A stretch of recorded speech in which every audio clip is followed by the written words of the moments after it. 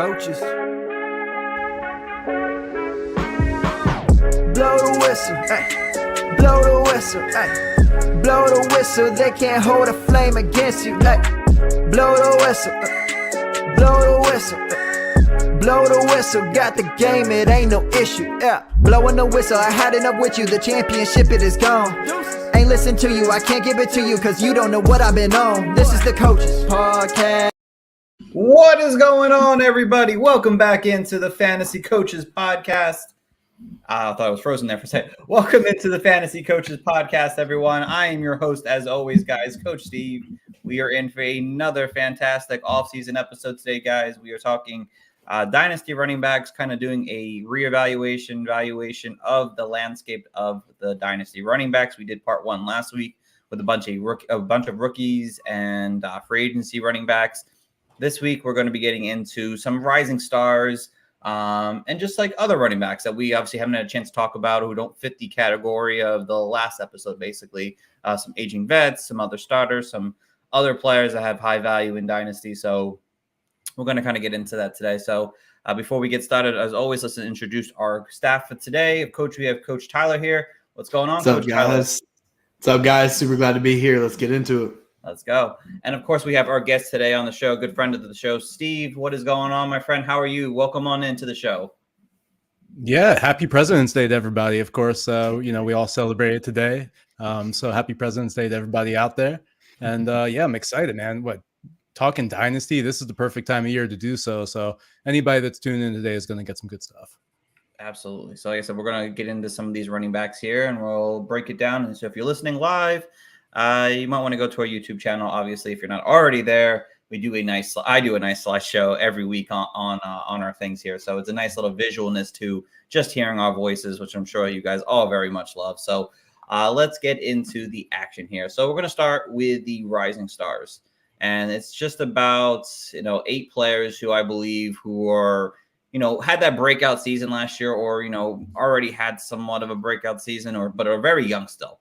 And this grouping is the Kerryon Williams, Travis Etienne, Rashad White, Breece Hall, James Cook, Isaiah Pacheco, Kenneth Walker, and Brian Robinson. All kind of had like a big season at some point last season or in their rookie year, whatever it may have been. And now they're going into year 3 or maybe some of them year 4 and are really looking to take that big, jump for fantasy here. So the easiest question here, Steve, since you're the guest, I'll let you go first. Who is the favorite to own in this section here? If you had to pick one of these backs to own right now, who would be the guy for you?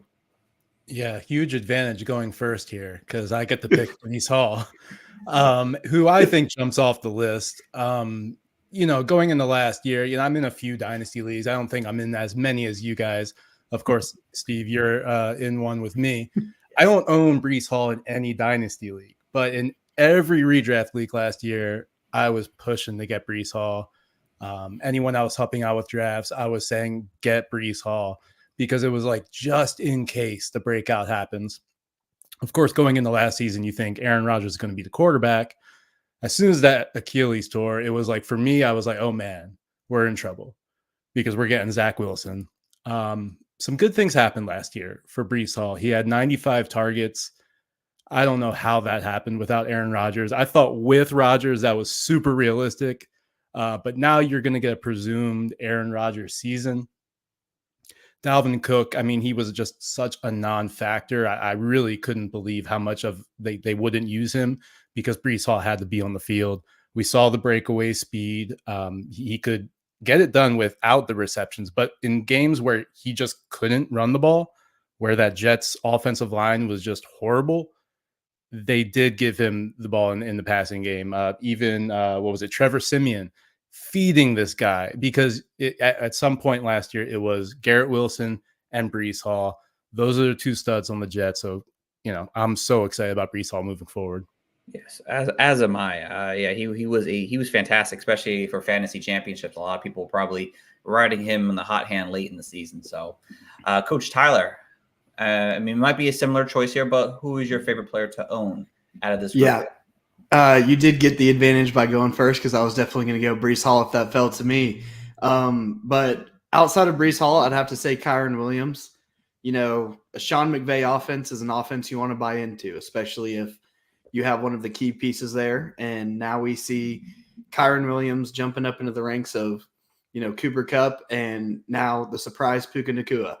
The Rams weren't supposed to be an offense that were outstandingly fantasy productive outside of Cooper Kupp, and we ended up with Kyron Williams and Puka Nacua both being an RB1 and a wide receiver 1.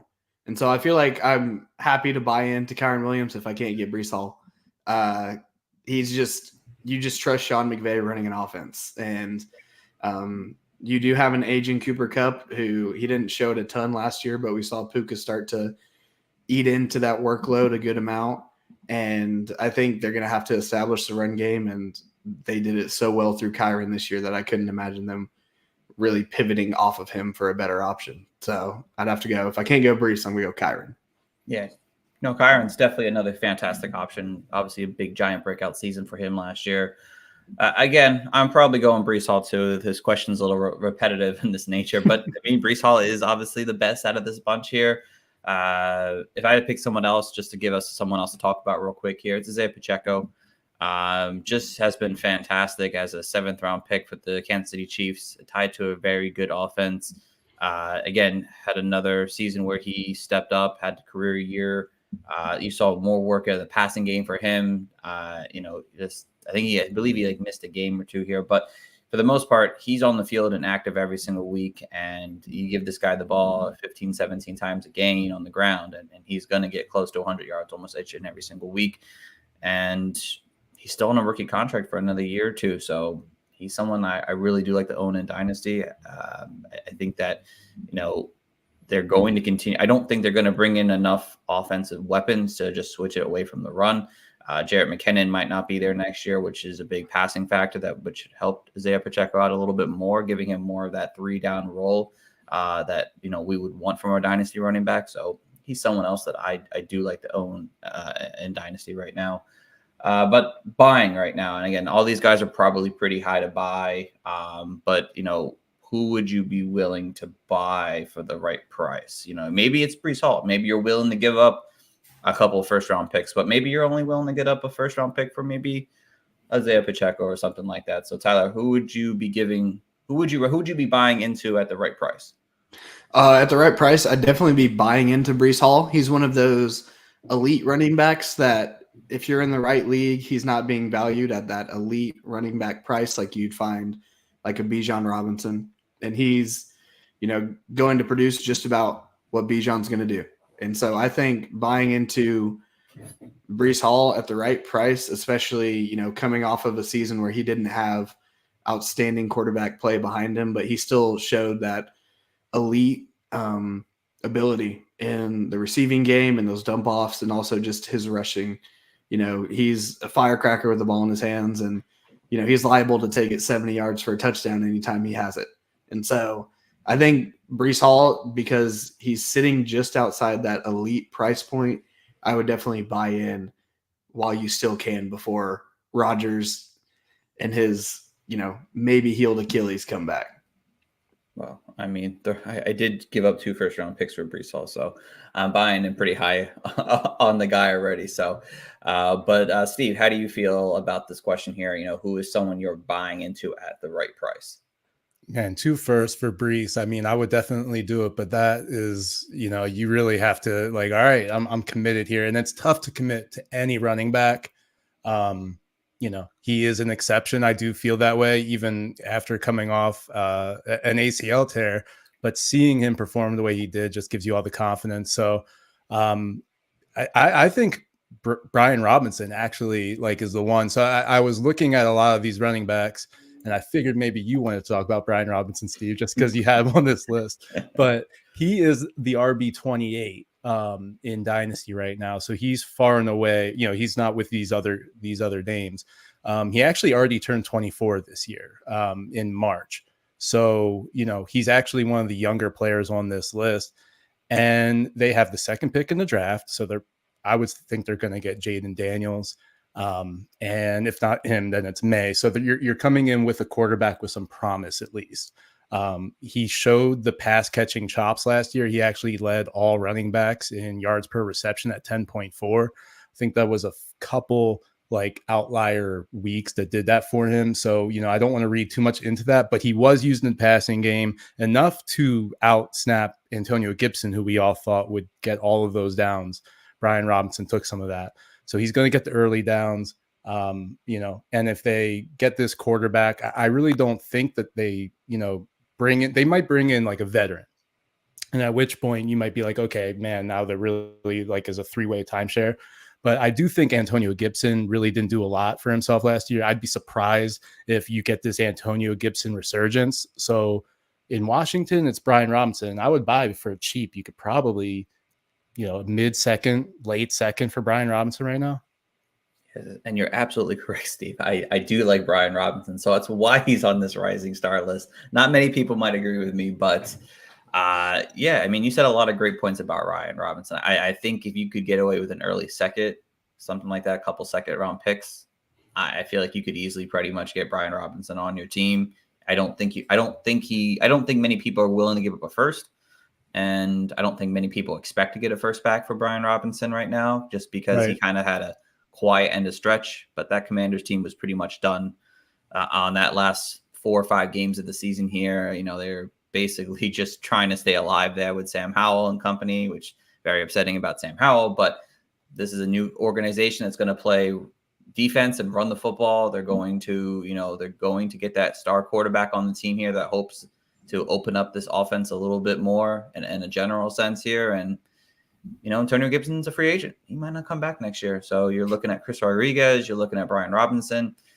Brian Robinson has a good chance to, be a workhorse back from this Commanders offense here. And he's probably the cheapest of this listing here that I would be willing to go and buy at the fair value price that still has more value to come as the seasons go on. So it would be surprising if they don't draft a guy or sign somebody, especially if they were to leave. Yeah. But either way, sometimes you can use that to your advantage. If you still believe in Brian Robinson, then his price could be even cheaper if they did draft somebody in like the 3rd round. So it really would just come down to who do you believe, that 3rd round pick or Brian Robinson? That's true. Well, we'll have to find out about that. All right. So let's go to selling off. Which of these running backs are you selling off right now? Which of these guys are you not really buying into their long-term investment? Steve, I'll let you go first this time.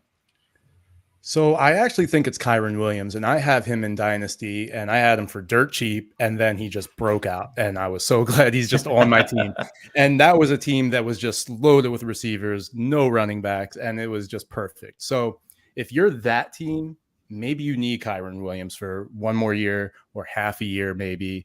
I'm not trying to say that he's not going to give you a full year, but you just never know with this Rams offense. It kind of scares me with the Chiefs and the Rams because they can just plug in another guy and it will work. So that's why I get scared of Kyren Williams, but he's the RB7 in Dynasty right now. And that's pretty high. So I think you can sell him at his peak right now. I really don't believe he's moving up from that spot. But there's guys that are behind him like Devon Achane, Saquon Barkley, Kenneth Walker, and these guys I'd actually rather have. So if I could potentially trade Kyren for Saquon straight up, or if I could trade him for Kenneth Walker and maybe a 2nd round pick, I'm probably doing that. I know I do like that. I agree with you. I don't see Kyren Williams' value going higher.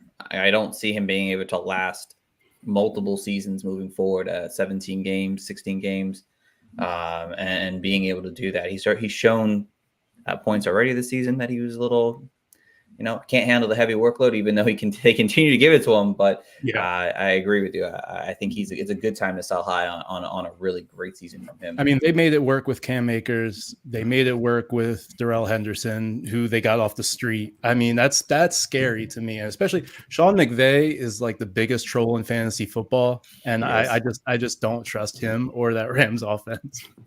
That is very true. Coach Tyler, who do you got as a good sell off right now? I'd be selling off Rachaad White. I liked Rachaad White coming out of the draft. He was just one of those guys that, he kind of fell into at least my sleeper category of, he's not going to be a top end guy, but he could be a guy that produces. But there's just so many questions around the future of the Buccaneers. We talked a couple weeks ago about quarterbacks and Baker Mayfield. We've mentioned a little bit about Mike Evans. I saw today was supposedly, according to, I think it was Jordan Schultz, the Buccaneers, quote, soft deadline to extend Mike Evans. So there's a chance you're losing more of the offense there. And the offensive line is starting to get just a little bit older and starting to creep up in age there. And I think that Rachaad White had kind of an outlier season. This year was just one of those funky years where even guys like Kyron Williams were jumping up and increasing in value that high because they had outstanding years. But I think the Rachaad White, it might be a one and done, and they're also a team that would be liable to almost change their identity a little bit with new coaching coming in. And I just think that he's not going to retain value going forward. I think that it's better to sell off now and try and recoup what you got. No, I don't like that, Coach Tyler. But again, the same arguments for him are going to be made for my guy. But the only thing I have issues with White in the general sense is that if I'm selling off one of these guys, and again, I'd want a first round pick back, and I don't know how many people view him, but it's like someone like me might view him that way and give up a first round pick to get Rachaad White, so you could get a first back out of it. But I don't know how many people are looking for Rachaad White and willing to give up a first, but that's my only thing on that. So for my guy, I'm trying to sell off on right now is Travis Etienne.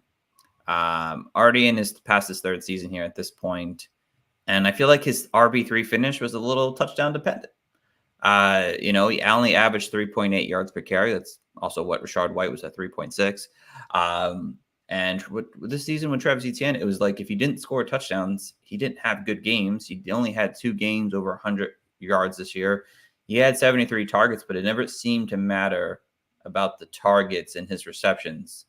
Like with Rachaad White, like he wasn't that great of a runner. Don't get me wrong. But it seemed like he was able to get 10 or 11 points each and every single week almost.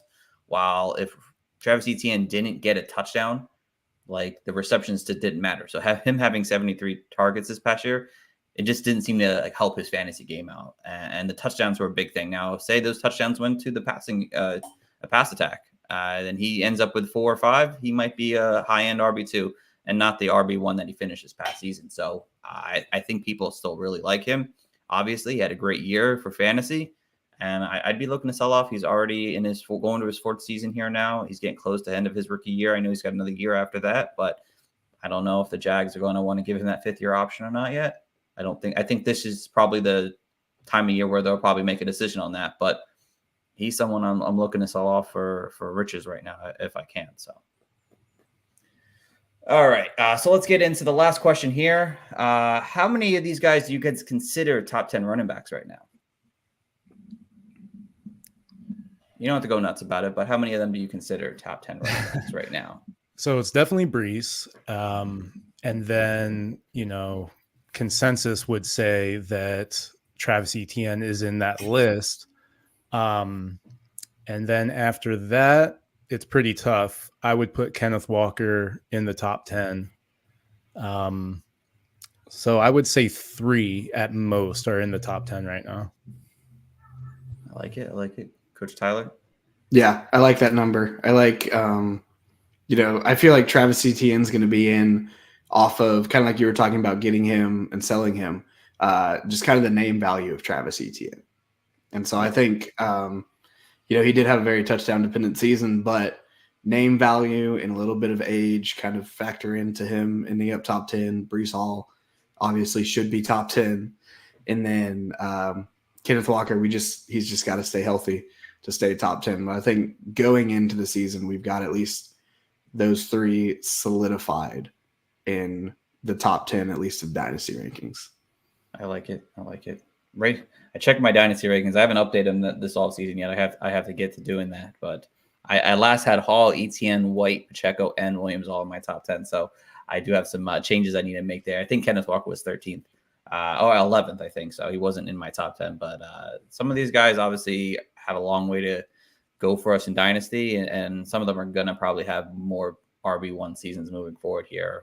So we'll have to wait and see how that works out. All right, so let's get over to the aging vets. And this is basically a group of guys who are over 28 years old at least, or are 28 years old. And, obviously running backs at that age are just basically old as shit. So we're going to talk about some of these guys here. And this grouping is the Aaron Jones, Alvin Kamara, Raheem Mostert, Joe Mixon, Christian McCaffrey, Jamal Williams, Nick Chubb, James Conner. So the first question here goes with Raheem Mostert. As a contending team, obviously Raheem Mostert had a unbelievable season, 20 plus touchdowns on the ground. Obviously, he's probably not going to do that again, but he's staying in the same offense here. I don't know what is going to change for the most part. I don't expect him to be off the Dolphins this season here, but they're going to be running basically pretty much the same offense this coming year. So as a contending team right now, would you rather have and trade for Raheem Mostert for a late 2024 pick, second round pick, or would you rather have the pick? I would rather have Mostert if I'm competing. If I'm trying to win, again, like that team I described, I would love Mostert. There was times last year where, I was starting Kareem Hunt and just hoping he fell into the end zone. So with that in mind, I would have loved Raheem Mostert instead of Kareem Hunt, right? So that late 2024 second, yeah, I would take Mostert if I'm competing. If I'm not competing, if I'm trying to rebuild, I still would be asking for more than the late second. I think that somebody like me with that team that I described, there's a lot out there that need a running back. And so you can capitalize off that. You can get like an early second, like the 201 for Mostert for that contender that really wants a running back if you're rebuilding. I like it. Coach Tyler, how do you feel about that? Yeah, I kind of agree. If you're competing, I'd take Mostert. It definitely was a Cinderella season, kind of like we talked about. I want to say it was 2 weeks ago, with just his ascension and how he did. I think he scored either at or more touchdowns this season than he had in total of his career. Yes, and so he did. Yeah, and so it's definitely a Cinderella year, and I would put money on that not happening again in his career. But I think just with the fact of the continuity of staying with the same offense, if they don't add anyone offensively through the early rounds of the draft, we see, I would say them falling into almost their same roles in the offense. And I think, we talked about A-Chain being a little undersized and taking a couple of those hits a little harder than he probably should have in the NFL. And so there's almost a injury liability on the other side, which we're kind of used to seeing out of Mostert. All right. I like it. Yeah, I'm kind of right there with you guys. And when I'm saying late 2024 second, guys, who are listening, I'm talking like the 110, 111, 112. Like, to me personally, Mostert's going to be 32. I mean, I expect him to be somewhat decent, obviously, next year. I'm not expecting what we saw in 2023, but there's injury concerns. You saw he missed the last few games of the season with an injury. He's always been kind of a guy who's kind of been banged up on and off throughout his career. I'm willing to take a chance because the running back landscape with these rookies coming in, there's a lot of question marks with a lot of guys. Raheem Mostert is going to be tied to a high-power passing offense that's going to be in the red zone plenty of times. Yeah, it's great giving up a late second round pick. Mid-second, early second, I'm going to have a little more hesitation. But if you can get Mostert now, people are probably going to want to try to people are probably going to want to get up a first for him. And you're going to be like, no. Please take that trades back here. I'll give you a late second, but I'm not going to give you a first for Mostert. Let's be real. So, all right, next question here, guys, in this area is Christian McCaffrey. Obviously, I think a couple of years ago, there was like a big sell McCaffrey, sell McCaffrey. I know I was making sell. I was selling off McCaffrey. Not my finest moment in my life, but I was definitely selling him off. I think a lot of people else were too. He's coming off a historical season here. Obviously, his rushing output was through the roof. He had his career highs in rushing this year. He had career lows in targets and receptions this past season here. Are you guys riding out CMC, or are you looking to sell off in this offseason if you can? Oh, Tyler, go that's ahead, difficult because it's the like we've talked about, the value is just so high that your return would probably be worth possibly selling him off depending on what your team looks like. If you're a contender, I'm riding him, until I start to see the wheels fall off. That's sort of how I saw Travis Kelce going into this past season. He's CMC just had this historical season. And the thing is, it wasn't through the air, right? He wasn't getting those 0.5 or full points per, an outstanding number of targets or receptions. It was a lot of groundwork. There's going to be some touchdown regression, most likely, because I think he scored in like 15 of 17 regular season games, and I think every playoff game. But until we start to see the wheels kind of fall off, he didn't lose a step. So I think if you're a contender, you ride it out. And if you're rebuilding, I don't think there's any better time to sell him than after what he just did at the age and the injury concern that we had a couple years ago, seeing his health and his ability to just be the CMC of old. Yeah, I mean, if you didn't make the playoffs with CMC in your roster, there's something wrong. There's something wrong there. You had to be doing something really wrong. Steve, how do you feel about CMC? Say you're a middle of the road team here. You say you barely made the playoffs. I obviously depends on roster, but are you riding out CMC? Are you looking to get prime value for him, because you probably could get a couple first round picks potentially, maybe some players at least?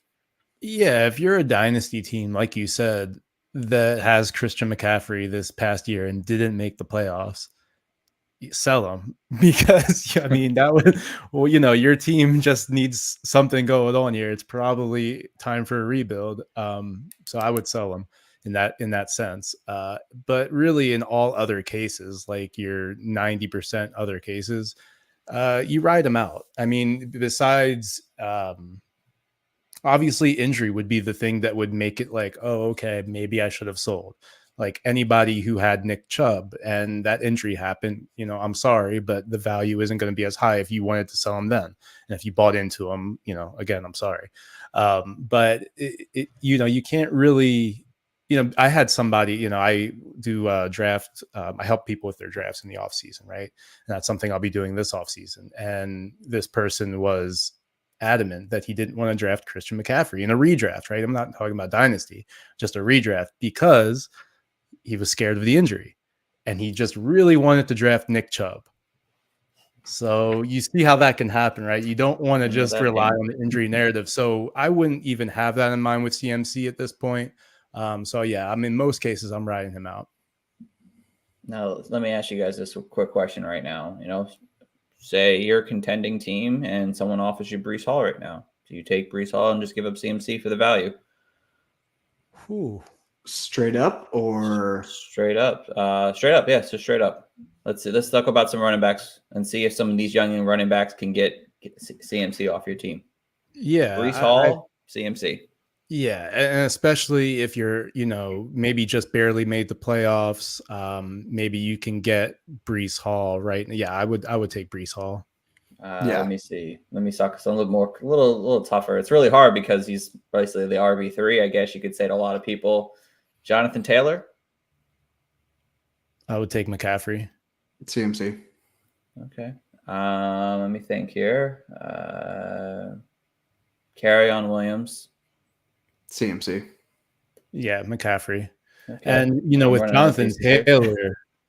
Jonathan Taylor is very interesting because I feel like if you were the McCaffrey owner, and, a lot of these running backs, but Taylor seems to be the one that I would have like above consensus where, I really like his future, like within the next 2 years. I think Jonathan Taylor is going to be awesome.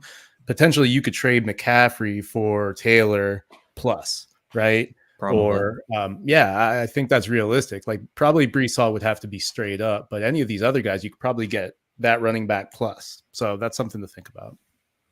All right. I like it. I'm with you guys too.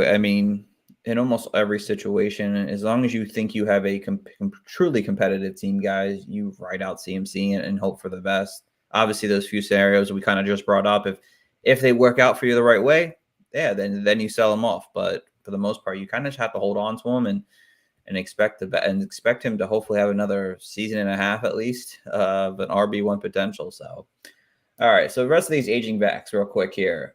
The Aaron Jones, Alvin Kamara, Joe Mixon, Nick Chubb.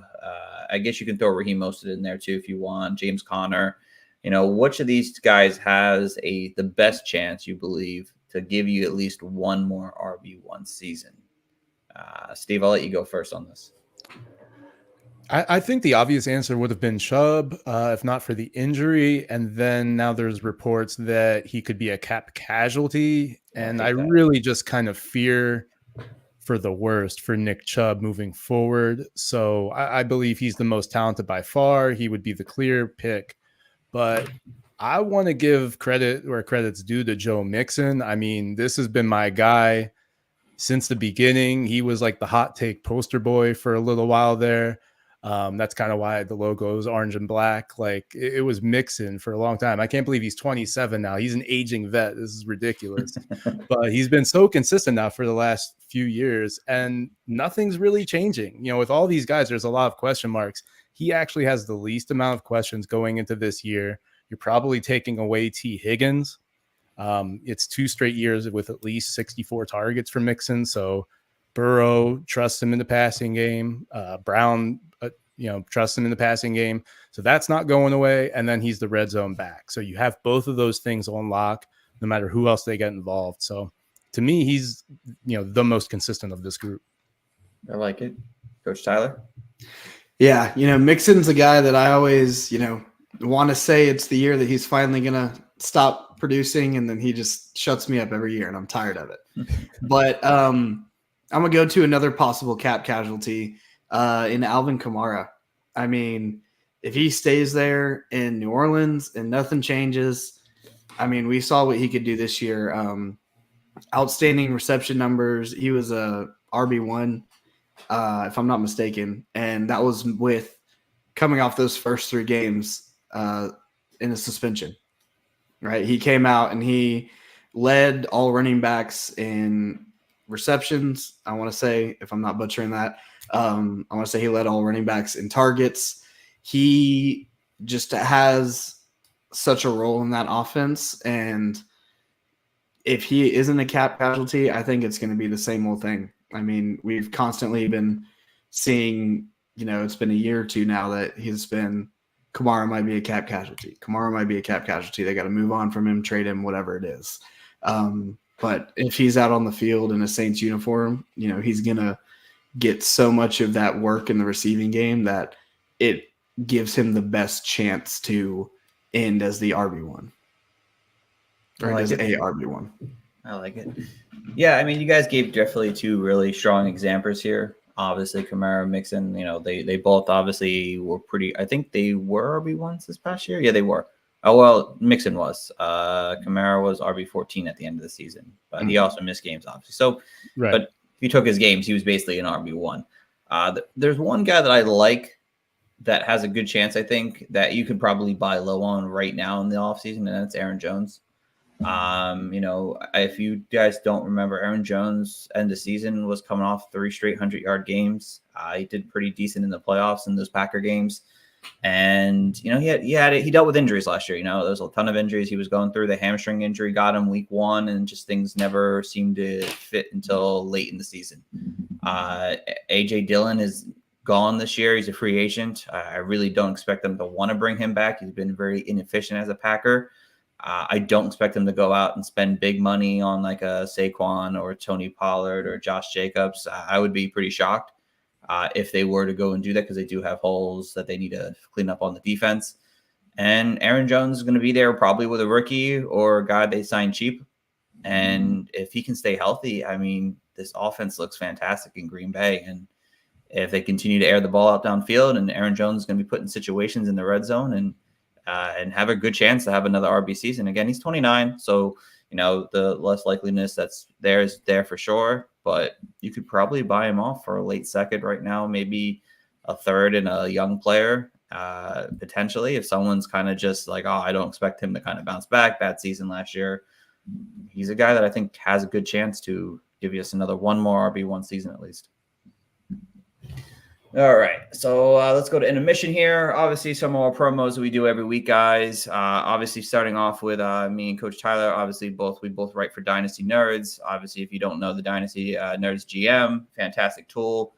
As always, use our promo code Coach. You'd be helping us out. You'd help them out, and you'd be helping yourself out at the end of the day, giving yourself another fantastic tool to help win some championships in Dynasty. So I use it every other day here or there when I need to use it, and it's a fantastic tool. People in my league love to know where they stand, so I give them like free access kind of with mine, but it's definitely a fantastic tool to use. And of course, I also partnered up with Did It. It's the app. Basically personalizing fantasy football one-on-one conversations. If you have a fantasy question here and there, you want to see your roster. You want me to see what your roster looks like to give you advice. Sign up with Did It and come reach out. You'll find me on their page. So, all right. Back over to the second half of our show here, guys.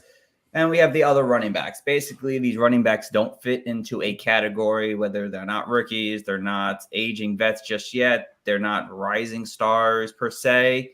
And these are starters. They're, for the most part, starters. You can argue Dave Montgomery is a starter or not, but him, Javonte Williams, Ramondre Stevenson, Jonathan Taylor, and Najee Harris, all starters, likely heading into 2024 to some extent. So out of this grouping here, Tyler, I'll let you go first on this one. Who do you want to own outside of Jonathan Taylor? Because we kind of already mentioned Jonathan Taylor, and I would assume he'd be the most attractive option pretty easily. So outside of him, of those four other running backs, who would you want to own? Yeah, I'll go with your almost not a starter, David Montgomery. If you've noticed, as I talk through, especially running backs, one big thing to me is continuity. And, bringing Ben Johnson back, having that dual-headed monster with Jahmyr Gibbs, Montgomery didn't look slow. He didn't look bad at all last year, right? And Montgomery and Gibbs very much played off of each other extremely well. And he might not be pulling in the amount of touches like a guy like Ramondre Stevenson might get throughout the season, but I think that his touches, especially compared to some of the guys on this list, are going to be a lot more quality than someone like a Ramondre or maybe a Javonte Williams or possibly Najee Harris with new man Arthur Smith up there calling his plays. So I think David Montgomery, for the sake of he's returning Ben Johnson, we know it's going to be him and Gibbs in the backfield, and we can assume that Gibbs starts to get a bigger role as he grows and matures, but at the same time, Montgomery looked too good to take too much away from as the play caller. All right, I like that one. I like that. Steve, who's your pick? Yeah, it was definitely David Montgomery. Tyler was on it. I'm glad you had the opportunity to go first this time because I didn't want to steal all the good ones here. But no, David Montgomery, of course, in that offense. I mean, the Lions' offense in general is just fantasy gold, and it's like they all can win, and that's what I love about them. It's like, oh man, David Montgomery fell into the end zone twice. Amon-Ra might not get one. Nope, he got one. And that's how their offense rolls. That's how it's going to roll this year. I believe he's under contract for the next 2 years. I don't know if he'll get the full 2 years. There's probably a potential out in that. But either way, you love David Montgomery. You love this offense. But of the rest, I would go Javonte because of the age. He's the youngest by far. I would almost go Najee there with Arthur Smith. Like Tyler mentioned, he probably is going to have a lot of carries this year. But Javonte, for the dynasty purposes, I would give him the edge because of the age. All right, I like it. Me, I said Montgomery is pretty like a 1A to me. I like Najee Harris still a lot. He had his best rushing output this coming season here on the ground, 4.1 yards per carry after being basically under that the last 2 seasons here. You obviously saw him kind of seeing less work in the offense with Jalen Warren on the field here now, kind of being more of a split backfield at this point. But on the ground, back after the season, once Matt Canada kind of went away, I mean, they kind of went back to Najee Harris. They kind of used him as their main guy on the ground here and kind of worked in Jalen Warren at times. Obviously, we know you guys mentioned Arthur Smith is obviously joining this team. He's got a long history with running backs here, running the ball a ton here. And it always seems like a lot of running backs in a contract season, wants to make that money, or at least attempt to make that money with a really good year. Well, Najee Harris is in a contract season year now. He is going to go out there and probably do whatever he can to show off his talent there and try to get paid in the offseason. Again, he had up and downs throughout the season here. Obviously, the offense was a mess with 3 different quarterbacks at times during the year. There was basically, stack boxes the whole season here because no one's fearing Kenny Pickett and Mason Rudolph and Mitch Trubisky half the year. So, like, if they bring in the quarterback they need to bring in, it's going to help Najee Harris a lot. And I'm expecting that to happen this year. I expect that the Steelers are going to do something. They're going to make moves at quarterback because they know that they have a team that can win. They just don't have a quarterback. So Harris is another guy I'd like to own right now if I can. That's someone I want to get to. Which trade quarterback would make you more confident in Najee Harris, Justin Fields or Russ Wilson? Ooh, probably because the Steelers Fields. Are favorites to get both of them. Probably Fields. I think that Warren would benefit from Russ off the dump off passes a lot. And I think with Fields on the field, I think it will help open up the run game a little bit more in that sense with bigger plays potentially. That's kind of how I feel about it. Steve, I messaged you on February 2nd, and I said I had a hot take for who the Steelers yes. to get a quarterback. At that time, it was Justin Fields, and then like a week later, Adam Schefter said that that's when it like really blew up. Like he said it on I think it was Pat McAfee that could be a realistic option. And so yeah, that would actually be so fun. Everyone's looking at the Falcons to get Fields, but you put him in the Steelers offense with now all of a sudden those receivers, they look great. Najee looks great. And I was just looking at Najee, actually. He's the RB23 in Dynasty on Fantasy Football Calculator. Wow. So if you did want to own him, I guess now would be the time to buy. 100%. All right. Over the next question here, Steve, you can go first. You kind of already mentioned this. You kind of already touched on this a little bit, but obviously is Jonathan Taylor still a top 5 running back right now? Yeah, Fantasy Football Calculator, shout them out because I use them all the time. He's the RB5 according to them. That makes complete sense because you got Bijan, Brees, Christian McCaffrey, Jahmyr Gibbs, love all of them, and then it's Jonathan Taylor. After that, then that's when the question marks immediately start to pop up with ETN and Kyron. So I think he's the most solid of all those players, and we've mentioned a lot of them today that just have those question marks where it's like we don't question the talent of Taylor. And now, when we thought it wasn't going to be solidified going into last year, his situation looks really good. You're going to have Anthony Richardson there. He probably will vulture more touchdowns than you're hoping for, but you still love a good offense. So I think Anthony Richardson's going to be good, and I think Jonathan Taylor is going to be great. I like it.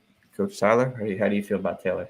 Yeah, he's definitely a top 5 to me. In my main Dynasty league with all my best friends, I have Jonathan Taylor, and when the rookie draft came around last year, I was able to snag Anthony Richardson. And I told them then back in, I guess that was May, I said, watch out because my team's just going to be read option the whole time.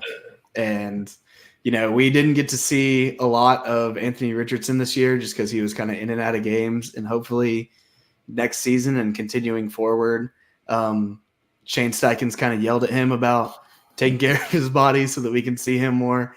But I think, like Steve said, I think that Richardson's going to vulture more touchdowns than we would hope that Jonathan can get. But at the same time, the threat of Anthony Richardson on something like a read option or just sitting back there in the shotgun with Taylor being a running option, it opens up the field a little bit more now that they have to worry about 2 people instead of just Taylor being that offense. Yeah, no, I had to double check my rankings to see where I had Taylor because it's like I don't think I have him as the top 5, but he is number 5 on my Dynasty rankings right now, and the upside is definitely there with Taylor. He had like 700 yards rushing in 8 games. He's a fantastic running back in a general sense. He can run the ball very well. I do have my own question marks. The injuries the last 2 years, missing games the last 2 seasons. I'd like to see how he has worked in the passing game. As we know, Anthony Richardson wasn't as big in the passing game as Gardner Minshew was. Even so, 5 targets for Taylor in the last 9 games. Like, if they bring in somebody who's more of a passing downs back and keeps him kind of fresher through the season, they just paid him, so they're going to want to keep him on the field as much as possible. I do have some concerns with that, but anytime this man has gotten double-digit carries, he's putting up 10-plus fantasy points any week. And with obviously Richardson back on the field, there's definitely going to be lanes that are going to be open up for him, and that's going to help him out a lot. But we'll have to see. I do have my concerns, though. Javonte Williams, guys. Steve, you mentioned he's still a pretty young running back, which he is. Again, he finished RB30 this season, and he played basically all the games this year. So how do you guys feel about Williams? Who went first last time? Tyler, you can go first. Okay. I'm just not super high on Javonte Williams anymore. I was super high on him when he was coming out of the draft, jumping into rookie drafts and stuff. And like Steve said, he's the youngest of any running back that we're talking about on the screen. But we just haven't seen it as much as I would have hoped we would have. And now there's even more questions about what's Denver going to do at quarterback. Are they going to keep Russ? Are they going to, try and sign a veteran? Are they going to pull someone out of the draft? Are they going to bring Drew Lock back? Just fun little storyline things that could happen. But I'm just not super high on Javonte Williams anymore. The injuries have kind of culminated here and there. And outside of the age, I just don't see a lot that I would want to buy into to where his name value kind of is. So I would not be in on Javonte Williams unless I currently held him somewhere. I respect it. Steve, how do you feel about Williams? Yeah, I'm just not very excited, just like Tyler. It's tough to be. I think that could block some of my, view on him, where he could be pretty cheap right now. And I could really actually look to explore buying him, which I would actually recommend, just because of the age, because you could buy him for the cheap, right? Like I'm talking about like that late second that you couldn't get Raheem Mostert for. Maybe look another direction. And Javonte Williams could be one of those guys if you were RB needy, because he still can be in that RB2 range. And then you still have the upside of the unknown. Like, what if the offense gets better with a different quarterback? I still think they're going to try to use him. I would be very surprised, if they went out and they just like sign, maybe one of the names in free agency or use a high draft pick when running back. So that would surprise me. And then if you come out unscathed into, week 1, then maybe there's some hope for Javonte, because, they really don't have a lot of options there. Oh, absolutely. I think I'm not high on him, but I think you're right, Steve. It's a great time to buy low. And I'll give some positive notes. Let's not forget that in 2022, he tore his ACL, MCL, and they were saying that his injury was looking really bad at one point. I remember this in the offseason last year. They're like, you'd rather have Breece Hall than having Javonte Williams right now, because his leg is messed up. And, clearly he's coming off a major injury. It didn't happen in week 1 of 2022. It happened mid-season. So he was less than a year off of his 2 torn ACL, MCLs. So there is some positivity on that. He did hurt his hip during the season this year, so he's playing on a hurt hip, coming off of 2 torn ligaments in his knee. So, there's a chance. Contract season, like I said, with Najee Harris this year for Javonte Williams. He's going to be a year and a half out of his major injury. There's potential. Again, I'm not overly buying him, but if I can get him for the right price, sure. But, the fact that he played 17 games and really put up 4 games over 10 fantasy points, it's really hard to trust this Broncos offense, especially if they go with like a guy like Jarrett Stidham, or if they really do trade up for like JJ McCarthy or something. I just don't really see them having an elite quarterback on their team to really help moving this offense around. So I don't think Williams will have his prime opportunities. You got Samaje Perine there. So definitely a good buy low if for the right price, but don't overly go out there and start buying up all the Javonte Williams shares just yet. And last question real quick here. I mean, pretty obvious, but you giving up a first for any of these guys? JT, I tried to do that at the end of last year with that team I was talking about, thinking I could maybe get one over on my league mates. It didn't quite work.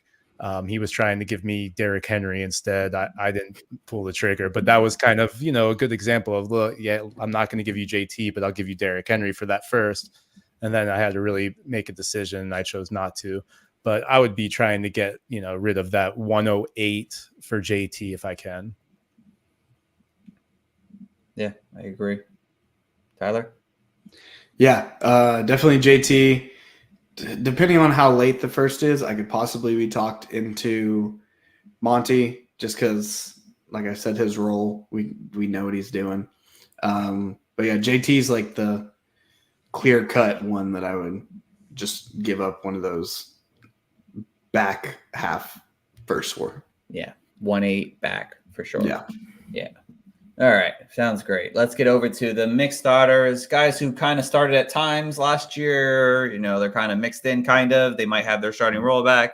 And this group includes the Chuba Hubbards, Jalen Warren, Tyler Algier, Alexander Madison, Khalil Herbert, Ty Chandler, Zamir White, Miles Sanders, Jerome Ford, and Dameon Pierce.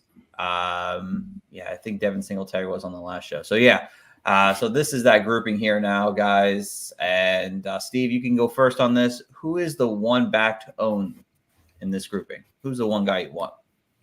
Man, yeah, this was pretty hard. I looked at Ty Chandler. He kind of stuck out to me, but I really don't like his age. And it's still very nebulous what's going on with the Vikings. There's no doubt that they're going to bring in somebody. So then I looked elsewhere. And then I got to that news about Nick Chubb maybe being a cap casualty. And that kind of brought me to Jerome Ford because, if you're trying to get Raheem Mostert and you're trying to give up that late second and they just won't budge, you could probably maybe even send a third out for Jerome Ford, or if not, that late second, I think gets it done in a lot of situations. And then all of a sudden, if the Browns cut Nick Chubb somehow, then you have the locked-in starter that already proved he could get it done last year. I don't know what's going to happen with Kareem Hunt. He really, he has this burst every once in a while and still looks good sometimes, but I think the tread is off the tires for Kareem Hunt. And so Jerome Ford would be in a really nice situation, and you got him for dirt cheap. So I would kind of explore the Jerome Ford route of all these guys. I like it. Coach Tyler? Thank you for not stealing my player, Steve. I'm going to have to go with Jalen Warren right here. Like we've talked about a good amount with Najee. Arthur Smith is out there. And if you watched any Falcons games this year, especially if you owned Bijan Robinson, you saw a lot more Tyler Algier than you hoped to see and expected to see. And I think that, Jalen Warren's a little bit more exciting to watch. And so it would be kind of crazy for Smith to kind of just throw him on the back burner, especially with as much as Warren was starting to creep into that timeshare in the backfield. Like you said, hopefully there's moves made at the quarterback position, something to make the offense more dynamic. It's one of those kind of like Atlanta. You've got all the play callers around, or you got all the playmakers around, but you don't have the play caller to get them the ball.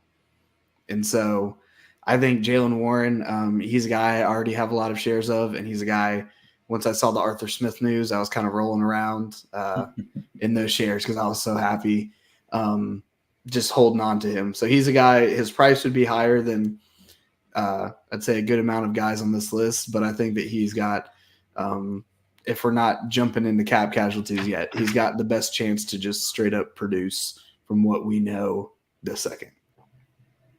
I like it. Yeah, I'm with Steve, though, on this one. I would like to have Jerome Ford. Even so, if Nick Chubb doesn't get cut, I don't think he's going to be ready week 1. And if he is ready week 1, god damn, he's a monster. But I don't expect the Browns to say, yeah, let's get Nick Chubb the ball 20-plus times right off the bat. Jerome Ford is going to have a role in this offense, and I think him as the backup, as more of the change of pace kind of guy, will fit his profile a little bit better than having to be the lead guy, than having Kareem Hunt come in as a change of pace guy. I think that will help make him a more efficient player on the field here. And so out of all these guys, I really want to have Ford on my team if I don't already. And then last but not least, guys, how many of these guys are you willing to buy in for a second round pick, or either sell for a second round pick, or buy in? Let's say buy in for a second round pick. Any second round pick for any of these guys. How many of those guys are going for? Would you grab for a second? It's definitely Warren. It's definitely Ford. But I think Ford you can get with that late second, where Warren you're going to have to pay that 201 or 204 in that range. Chuba is a guy I would buy with a second round pick. I like what I saw out of Chuba last year. The Panthers liked what they saw out of Chuba.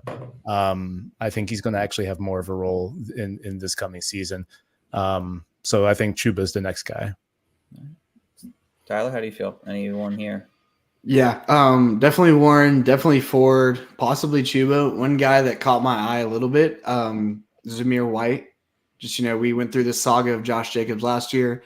It seems like we're about to go through the same saga of Josh Jacobs, except this time he might be actually hitting free agency. And so it's one of those, the Raiders have a couple holes that they need to fill, especially defensively.